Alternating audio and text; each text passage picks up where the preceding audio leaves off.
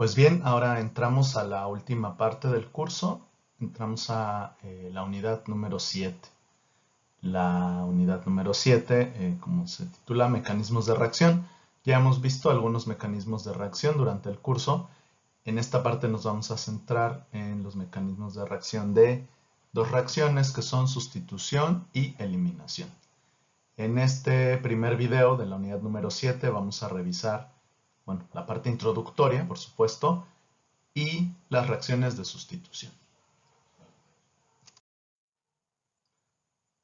Pues bien, pues ya hemos visto diferentes tipos de moléculas, hemos revisado algunas reacciones, sobre todo de alquenos, también de algunos compuestos aromáticos, y hemos visto que normalmente la funcionalidad, la reactividad de las moléculas viene dada pues por el rompimiento y formación de nuevos enlaces. Y ya vimos que hay ciertos enlaces que son más susceptibles de romperse. Cuando no son susceptibles de romperse, pues hay que, entrecomillado, motivarlos para que suceda. Si nosotros tenemos una cadena hidrocarbonada que posee un heteroátomo o una especie química unida a esta cadena que tenga heteroátomos, normalmente la mayoría de los heteroátomos son más electronegativos que el carbono. Y por lo que veremos a continuación, se pueden dar dos tipos de reacciones principalmente. La primera de ellas es la sustitución. En este caso, como ya lo hemos visto en un tipo de reacciones que suceden sobre los anillos aromáticos, la sustitución es el intercambio de dos especies químicas o de dos diferentes átomos. Sustituyen uno por el otro, cambian uno por otro. ¿Sí? Esa es la sustitución. Y existe otra de la que no hemos hablado mucho, que se llama, bueno, creo que nada, es la eliminación. En este caso, ¿qué es? Sale un grupo o una especie química, un átomo de la cadena hidrocarbonada, pero no es sustituida por otra especie química, sino que se da sale este grupo y se forma un doble enlace, donde entre los carbonos en el que estaba y el adyacente. De manera que, bueno, pues estamos insaturando esos carbonos, ¿verdad? Entonces, si lo piensan así, es el inverso de una reacción de adición. En una reacción de adición teníamos una insaturación y la quitábamos uniendo algo nuevo. En la eliminación teníamos algo unido a la molécula que quitamos para formar una insaturación. Estas dos reacciones pueden competir entre sí en una misma molécula. Por eso les presento este esquema general aquí debajo. ¿Qué significa? Pues que la cadena hidrocarbonada, en este caso representada ahí por este es RSH2CH2 con un X. A X le vamos a llamar grupo saliente. ¿Por qué es el grupo saliente? Pues si ustedes ven el inicio de la reacción, es decir, donde empieza la flecha y donde termina, X al final de la reacción ya no está unida a ninguno de las dos cadenas hidrocarbonadas. Entonces está siendo desplazado, está saliendo de la cadena. Por lo tanto, se le denomina grupo saliente. Lo vamos a explicar más a detalle adelante.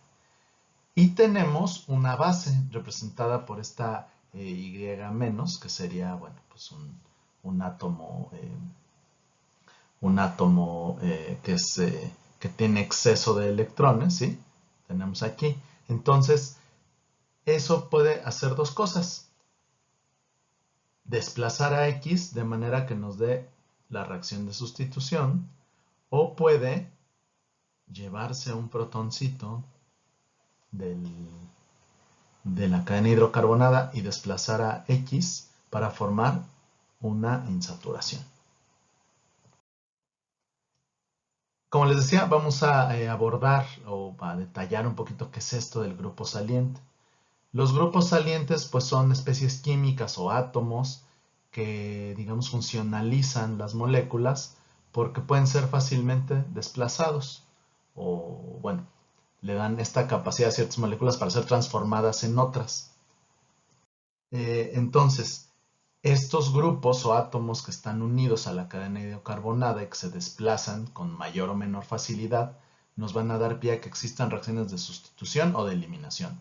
Como ya vimos, Si son cambiadas estos grupos salientes por otra especie química, pues es una sustitución. Si por el contrario desplazamos el grupo saliente y formamos un doble enlace o una insaturación, vamos a tener una eliminación. ¿Qué tan bueno o malo, qué tan fácil o no tan fácil es desplazar un grupo saliente en estos dos tipos de reacciones? Pues va a depender de algunas propiedades químicas pues que tienen estas especies químicas, valga la redundancia.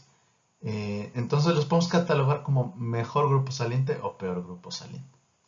Los que son buenos grupos salientes, los que son mejores, los que son más fáciles de desplazar, pues son especies químicas que pueden acomodar fácilmente electrones en su última capa.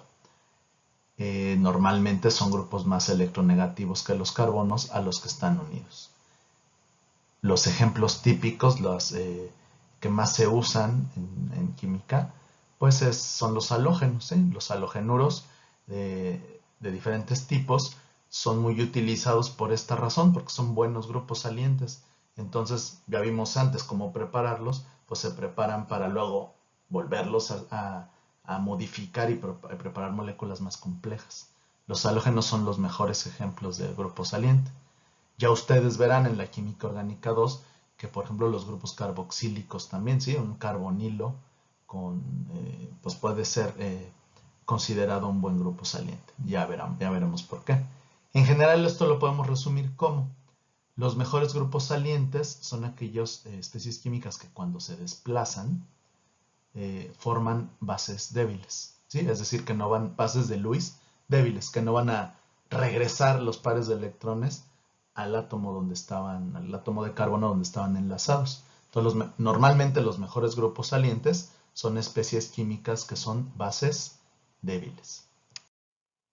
Los malos grupos salientes, pues si hacemos esta analogía, son los que cuando son desplazados o son sacados de la cadena hidrocarbonada, generan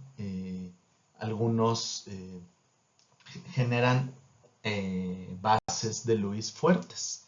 ¿Eso qué va a significar? Una base de Lewis fuerte, pues es una especie química que va a querer donar de nuevo, o bueno, compartir, mejor dicho, ese par de electrones que tiene de más, que se lleva cuando se rompe heterolíticamente el enlace. Estos malos grupos salientes se tienen que activar para que puedan salir. Eso ustedes ya lo vieron, por ejemplo, cuando revisaron en la parte del laboratorio la reacción de esterificación, por ejemplo. El ácido sulfúrico se usa evidentemente como catalizador. ¿Para qué? Para generar un buen grupo saliente que sea desplazado por otra molécula. ¿Sí? Ustedes saben que se desplaza agua y entra ahí un átomo de alcohol. Ese es un buen ejemplo de cuando un mal grupo saliente se convierte en un buen grupo saliente.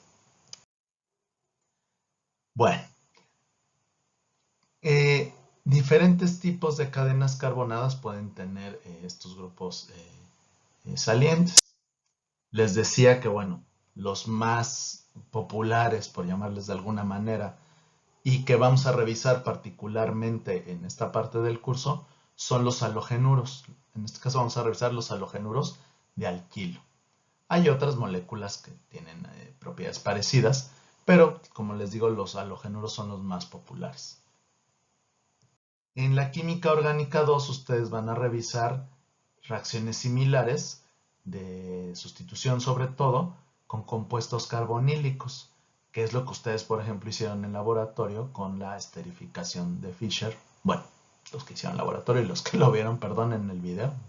Me quedo un poco en el pasado, discúlpenme. ¿Y qué sucede? Pues sucede un intercambio. Ustedes pueden ver, por ejemplo, en el primer caso de compuesto carbonílico, tenemos ahí un derivado de ácido. Y puede ser un halogenuro, puede ser un hidroxilo, puede ser un carboxilato, ¿no? De un anhídrido, por ejemplo.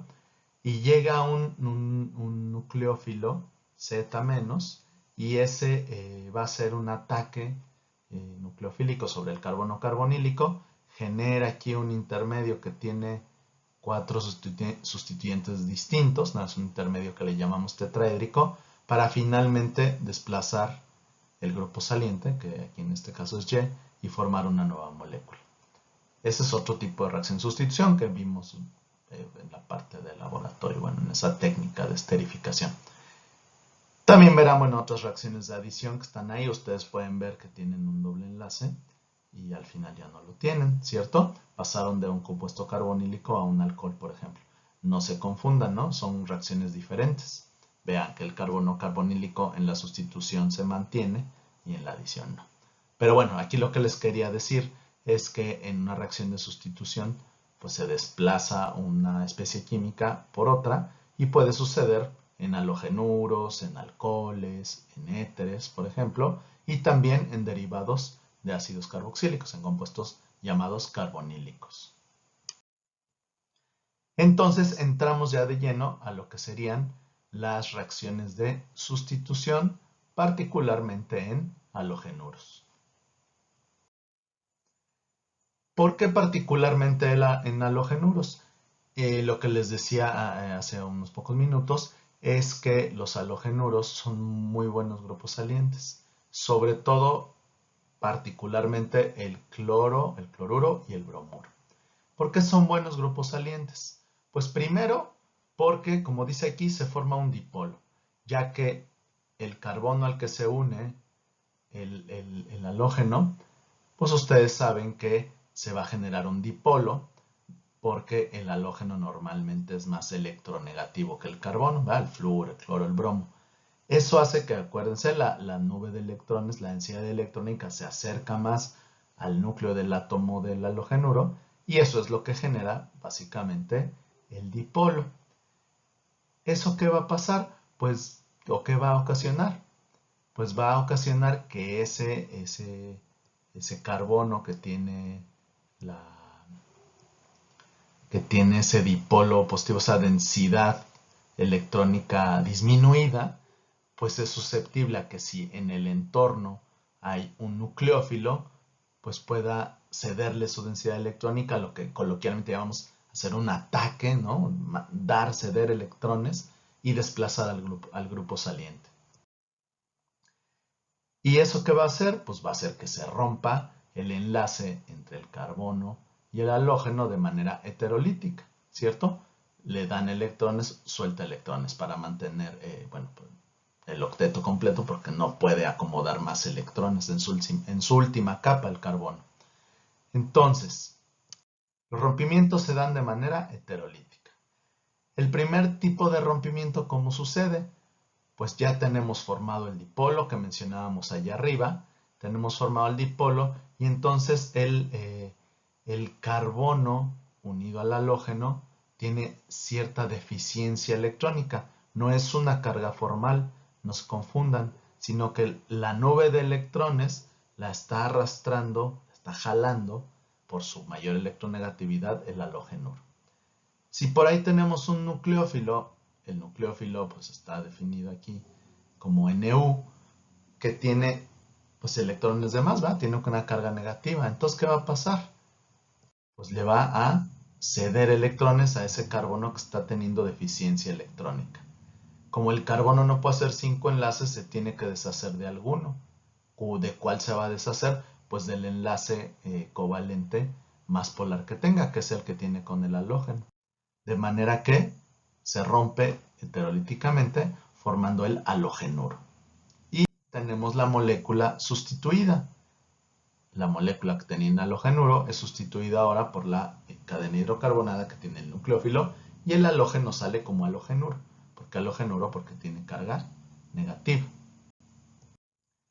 La segunda forma en la que se puede romper este enlace es sin que necesariamente sea el nucleófilo el que se acerque a provocar o a empujar a que se rompa el otro enlace entre el carbono y el halógeno, sino que el enlace entre el carbono y el halógeno se rompe, ¿sí? Por las condiciones de la reacción, se rompe y ¿eso qué nos va a ocasionar? Pues como arriba el halógeno, pero además se va a formar un carbocatión. Y ustedes saben que un carbocatión es muy reactivo porque es muy inestable y necesita desesperadamente, si es que pudiera desesperarse, pero necesita estabilizarse y requiere electrones. Si por ahí tenemos un nucleófilo, pues ¿qué va a pasar? Coloquialmente, pues se junta el hambre con las ganas de comer y se da la formación de un nuevo enlace entre ese carbocatión y el nucleófilo y tenemos la molécula sustituida. Entonces, estas son dos formas, dos diferentes mecanismos de reacción que nos dan pie a una reacción de sustitución. En uno, bueno, sucede en un solo paso, es más corto. En el otro tiene que formarse un carbocatión. Este tipo de reacciones se ven influidas por diversos factores, entre otros, pues bueno, la estructura del halogenuro. ¿A qué me refiero? Pues en dónde está unido el halógeno, por ejemplo, si es un carbono primario, si es un carbono secundario, si es un carbono terciario, si está unida a un carbono de metilo, si hay mucha densidad electrónica en torno al átomo que está unido el halogenuro. Qué tan bueno es el grupo saliente, ¿verdad? No es lo mismo un fluoruro que un cloruro que un bromuro.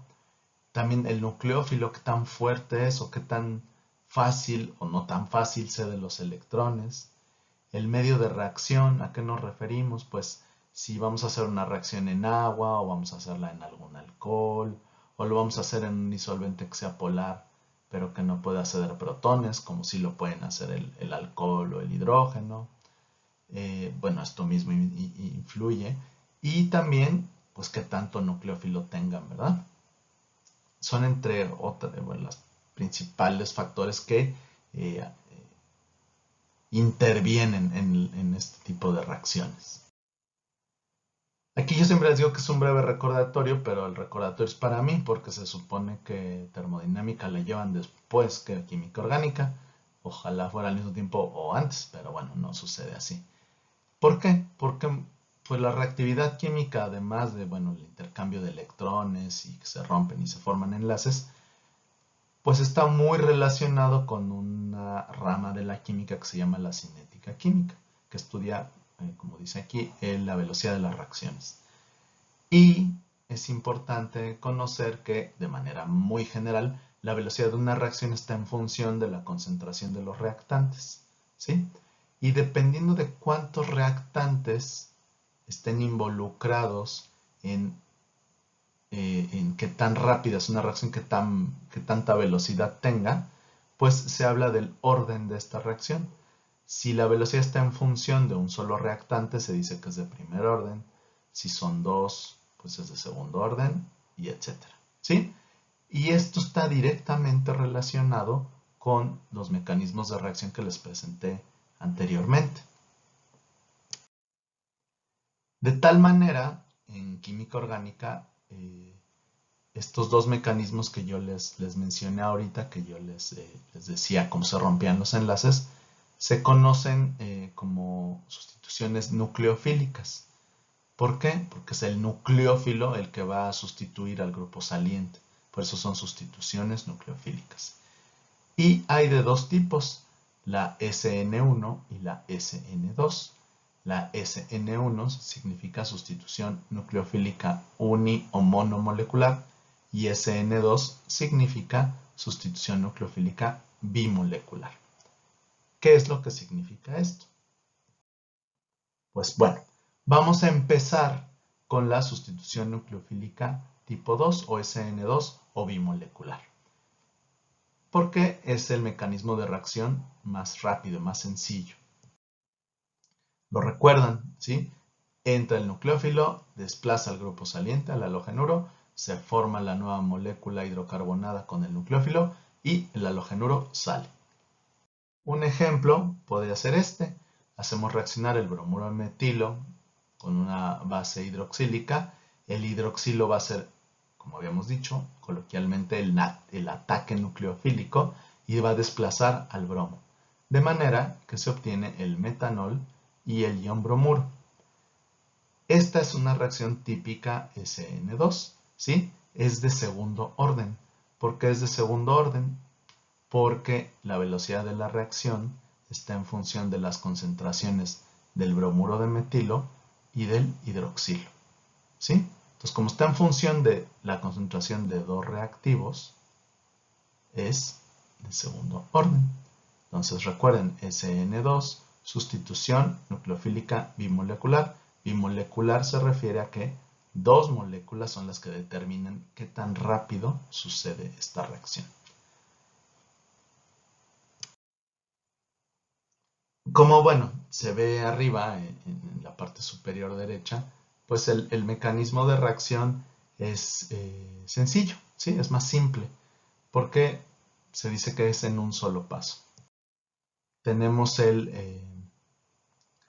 las dos moléculas, el ion hidroxilo y el bromuro de metilo, en una que se llama una reacción concertada, casi que instantáneamente el oxígeno del hidroxilo va cediendo densidad electrónica al mismo tiempo que el bromuro se va llevando, o el bromo se va llevando los electrones del enlace que lo unía al metilo, para dar, como habíamos visto, el metanol.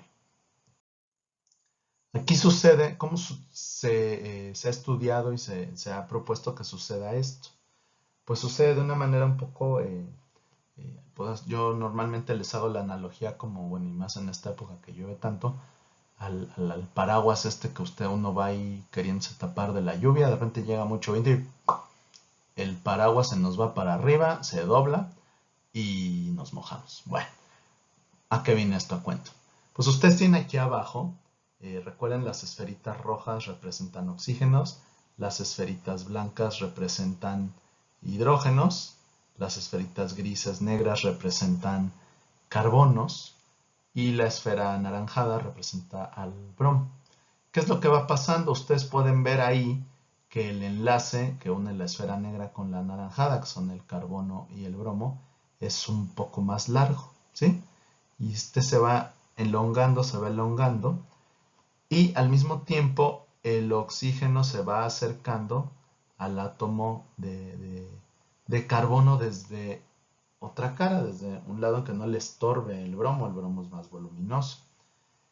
¿Y qué va pasando? Ustedes vean que del primer paso al paso del medio, que está entre los corchetes verdes, el carbono pierde esa configuración, esa como en el espacio que es tetraédrico.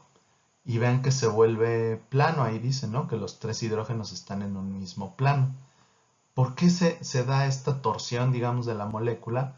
Pues como va empujando el oxígeno, pero todavía no se suelta el bromo, está en una especie de intermedio en el que medio está enlazado con uno y medio está enlazado con el otro, pues la densidad electrónica del oxígeno y del bromo es muy grande y eso empuja los átomos de hidrógeno. Finalmente, pues como el enlace entre el carbono y el bromo se va elongando más hasta que se rompe, se forma ya formalmente el enlace entre el oxígeno del metanol y el carbono. Esto nos da como resultado, fíjense, que bueno, se desprende el bromuro, ¿no? La esfera amarilla, y que en este caso el oxígeno esté, digamos, unido a una cara distinta del átomo de carbono. En este caso no importa porque el carbono no es quiral, ¿verdad? Tiene 3 hidrógenos y no hay problema. Sin embargo, si ustedes tienen una molécula que tiene un carbono quiral y le sucede una sustitución o una reacción que tiene un mecanismo de SN2, sustitución nucleofílica bimolecular, pues esto sí tiene una repercusión importante. ¿Por qué? Pues porque le va a invertir, le va a cambiar la configuración cuando suceda la reacción. Porque, como ya vimos, el nucleófilo ataca el átomo de carbono que tiene densidad electrónica baja por la presencia del halogenuro, pues lo ataca, digamos, se une a él desde una cara opuesta donde está el grupo saliente, el halogenuro, para desplazarlo. Entonces, si el átomo de carbono que va a ser sustituido, que va a reaccionar, tiene una configuración en particular, pues el producto nos va a dar una configuración diferente. Por ejemplo, como dice aquí, si nosotros suponemos que R tiene mayor prioridad que R', entonces estaríamos partiendo de una molécula que tiene un bromuro que tiene configuración R. Y terminaríamos con un alcohol que tiene configuración S. ¿Sí? Esa es una de las particularidades importantes que tiene la sustitución nucleofílica bimolecular. Si se da sobre un carbono quiral, sobre una molécula pura, sobre un enantiómero puro, y sucede sobre el carbono quiral, le va a invertir, le va a cambiar la configuración. Pues bien, en esta parte, antes de continuar, les propongo que hagan estos 3 ejercicios porque les voy a decir el primero, que es lo que les estoy pidiendo. Pues únicamente quiero que me propongan el esquema de reacción de cada uno de estos incisos, que pinten las moléculas y los productos que les darían. Por ejemplo, el 2-bromobutano ya lo conocemos, ¿verdad? Lo hemos visto. Sin embargo, aunque sí tiene un carbono quiral, yo no les estoy pidiendo un enantiómero en particular. ¿Por qué? Pues porque es una mezcla racémica. Ustedes ya saben que es una mezcla racémica, ¿verdad? Entonces, lo que les pido, esto que yo les puse aquí, es el inciso A, ¿verdad? Tenemos el 2-bromobutano, reacciona con el ion hidroxilo para darme el 2-butanol y liberar el ion bromuro. Es lo que les pido que me hagan para las otras 3 incisos B, C y D, para que practiquen y vean cómo son estas reacciones. Bien, ahora entramos a la otra sustitución que les decía que había 2 tipos, SN1 y SN2. La SN2 sucede en un solo paso, en un paso llamado concertado, en el que el nucleófilo desplaza al grupo saliente. En la sustitución nucleofílica unimolecular o monomolecular, pues es la otra que les había presentado, en la que el enlace entre el carbono y el grupo saliente, el halógeno, se da sin la presencia, sin la necesidad de que esté por ahí el nucleófilo, sino que se da, digamos, espontáneamente por la atracción, la electronegatividad del halógeno y por las condiciones de reacción que hace que el enlace se rompa y formemos, que es muy importante, un carbocatión. Entonces, esa es la principal diferencia entre la SN1 y la SN2. En la SN1 se forma un carbocatión. Ya que está formado un carbocatión, pues cualquier especie química que le pueda ceder electrones, pues prácticamente se los va a ceder para formar un nuevo enlace que estabilice ese carbocatión y por lo tanto se forme una nueva molécula. Un ejemplo de reacción podría ser este. Tenemos el bromuro de terbutilo o 2-bromo-2-metilpropano que reacciona con agua, se calienta un poco y terminamos con el terbutanol y el ácido bromhídrico. ¿Ven las diferencias con la SN2? Pues bueno, esta reacción sucede sobre un carbono que está mucho más sustituido, ¿verdad? Es un carbono terciario. El agua es peor nucleófilo que el hidroxilo, ¿cierto? Porque si los comparamos, el agua es el par conjugado del hidroxilo, es menos básico, ¿sí? Entonces el hidroxilo es mejor base, cede mejor los electrones. El agua no es el mejor nucleófilo, pero en estas condiciones funcionan como nucleófilo. ¿Por qué? Pues porque va a haber un carbocatión. Y el ácido bromhídrico se forma porque el agua, ya que se une el oxígeno al carbono, tiene que ceder un protón al medio y lo atrapa el bromuro. Ya revisaremos el mecanismo de reacción, pero en esta parte reiterar porque es una SN1, es una sustitución nucleofílica unimolecular o monomolecular porque la velocidad de la reacción está determinada por un solo componente, por un solo reactante, que es el bromuro de terbutilo, ¿sí? La velocidad de la reacción está determinada por qué tan rápido se rompe el enlace entre el bromo y el carbono.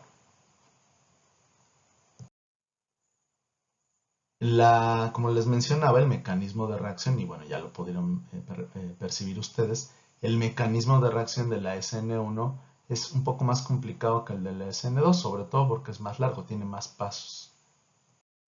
Nosotros veíamos que, bueno, les decía que la velocidad solo depende de un, eh, solo depende de un componente, de un reactante, que es el halogenuro de alquilo. Entre menos sustituido esté ese carbono, es menos propenso a reaccionar de esta manera. La velocidad de reacción a la que sucede es mucho más lenta. Y muy importante, si el carbono es quiral, en el que sucede la sustitución, sucede algo distinto a lo que sucedía con la SN2. ¿Por qué? Aquí les presento el mecanismo de reacción.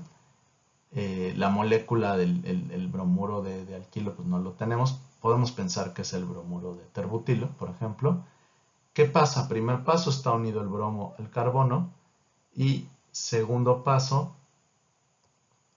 no tiene ya el bromuro, porque el bromuro fue desplazado, ¿sí? Se genera el carbocatión y vean ustedes, no sé si lo alcancen a notar, pero los enlaces, estos tres enlaces que le quedan al carbocatión, tienden a una disposición plana, valga la redundancia, en el mismo plano. ¿Por qué? Porque de esta manera minimizan un poco la inestabilidad que provoca que ese carbono esté deficiente de electrones. Y al tener esa estructura plana, no tetraédrica sino plana, ¿qué pasa? Pues lo que tenemos aquí señalado como el agua con una flecha A y el agua con una flecha B, pues que el nucleófilo puede acercarse por un lado o por el otro. Y dependiendo de qué lado se una, pues nos va a generar diferentes enantiómeros, ¿verdad? Los dos enantiómeros, y por lo tanto nos va a dar una mezcla racémica. Entonces, si yo tengo aquí el ejemplo que teníamos antes de un halogenuro de alquilo que era, por ejemplo, R, un halogenuro de alquilo que es R, como este, al romperse, por el mecanismo de reacción, al romperse el enlace carbono-bromo, se forma un carbocatión. La molécula, ese carbono, no la molécula, el carbono que era tetraédrico es transitoriamente plano y entonces el agua puede acercarse por una cara o por la otra, de manera que nos va a dar como producto pues dos diferentes enantiómeros. El primero sería el enantiómero, considerando que R es más importante que R', sería el enantiómero S y el otro sería el enantiómero R.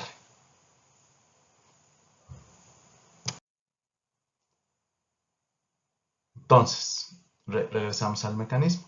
Es un poquito más complejo, es un poquito más largo. Tenemos el bromuro de terbutilo. Se rompe el enlace entre el bromo y el carbono, se forma el carbocatión. ¿Sí? Recuerden que es un rompimiento heterolítico. Por lo tanto, uno se queda con dos electrones y el otro se queda con un electrón de menos. Generamos un catión y un anión. Este carbocatión pues es estabilizado con los electrones del oxígeno del agua, que es ligeramente mejor nucleófilo que el bromuro. Por eso el bromuro es un buen grupo saliente. Esto es un buen ejemplo, porque si el bromuro no fuera un buen grupo saliente, intentaría regresar esos electrones a enlazarse con el carbono, y no es lo que sucede. El oxígeno entonces cede par de electrones al carbono y se genera el enlace carbono-oxígeno. Ese ataque nucleofílico al carbocatión nos da como resultado este intermedio que también está protonado, pero como ya les he explicado otras veces, el carbocatión terciario no tiene el octeto completo. El catión sobre el oxígeno aquí, aunque tiene tres enlaces, el oxígeno tiene octeto completo. Termodinámicamente es ligeramente más estable este carbocatión que el otro. ¿Sí? Este carbocatión es más estable que el, perdón, este cation es más estable que el carbocatión. Cede, como les decía antes, el protón al medio.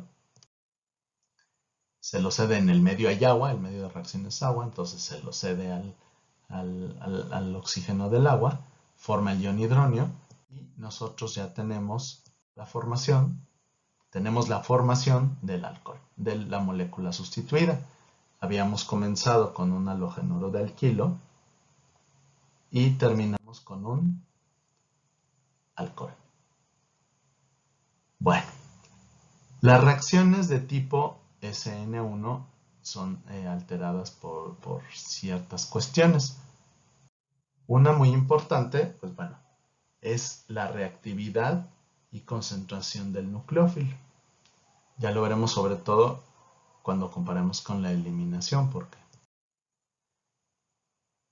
¿Por qué?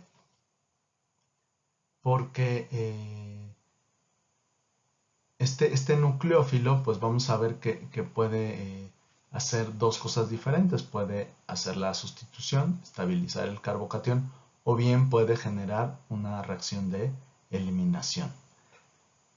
Entonces, recuerden, el nucleófilo en este caso, como es SN1, no va a determinar la velocidad de la reacción, sino nada más que tan rápido se rompa el enlace entre el halogenuro y el carbono. Para evitar que haya problemas en estas reacciones, usualmente el nucleófilo que utilizamos, como en la reacción anterior, inmediata anterior, es el mismo disolvente que se usa para la reacción. Y algo muy importante que ya habíamos revisado en la parte de la aromaticidad con algunas reacciones de los anillos de benceno, de sus derivados, es que puede darse un fenómeno que llamamos rearreglo de carbocationes.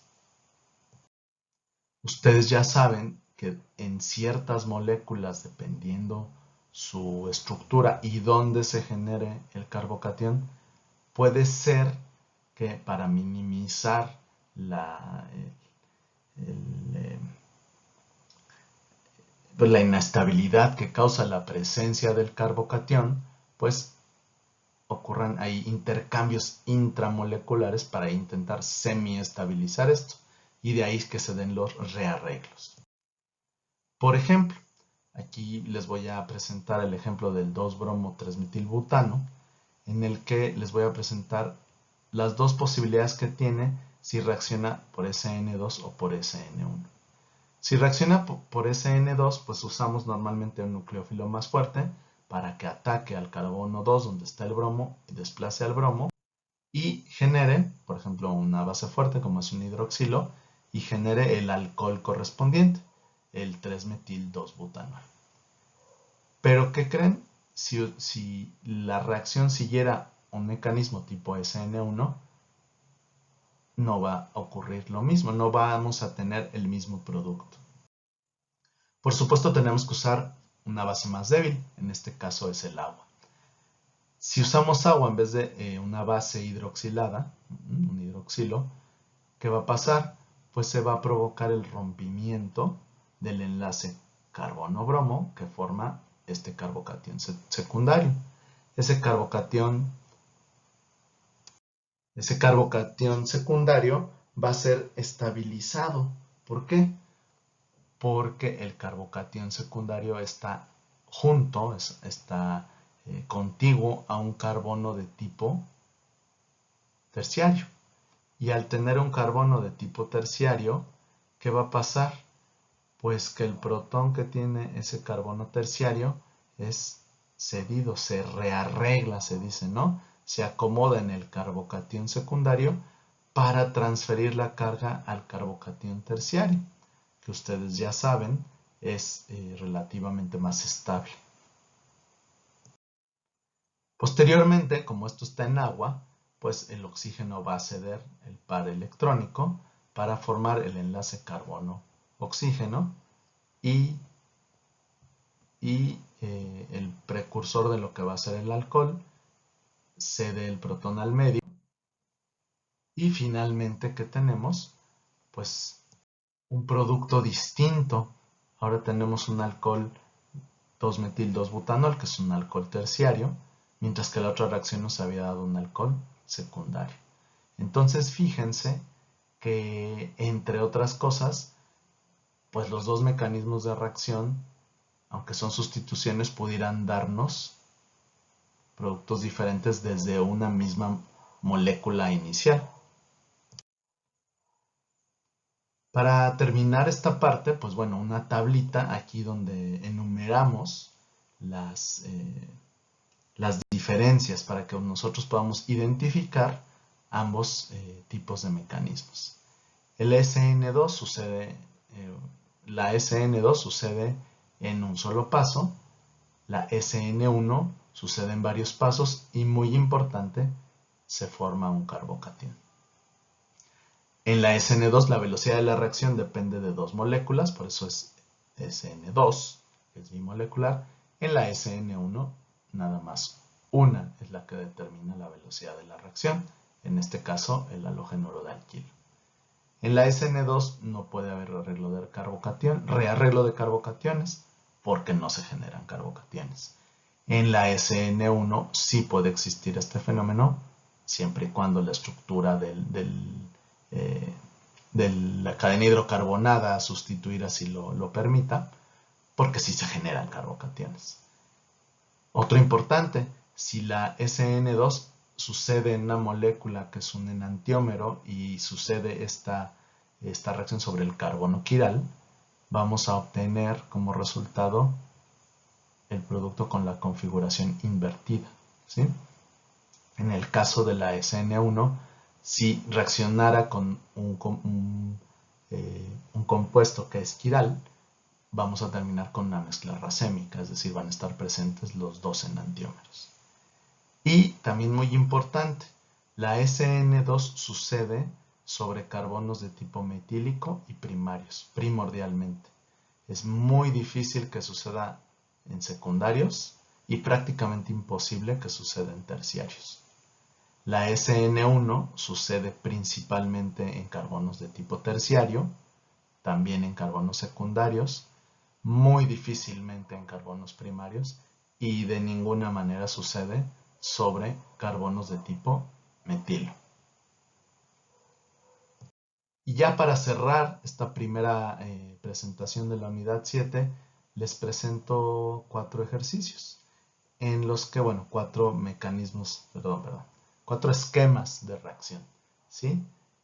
En el que yo quiero que me digan, según lo que ustedes están viendo y lo que acabamos de revisar, qué tipo de sustitución está ocurriendo. Si está ocurriendo una SN1 o una SN2, ¿sí? Quiero que identifiquen, viendo el esquema de reacción, qué tipo de mecanismo me podría explicar mejor la formación de esos productos a partir de los reactantes que tenemos del lado izquierdo. Y de esta manera terminamos con la unidad número 7, con la primera parte, de la unidad número 7, mecanismos de reacción. Revisamos la sustitución y en el siguiente video vamos a hablar un poco acerca de la eliminación. Muchas gracias.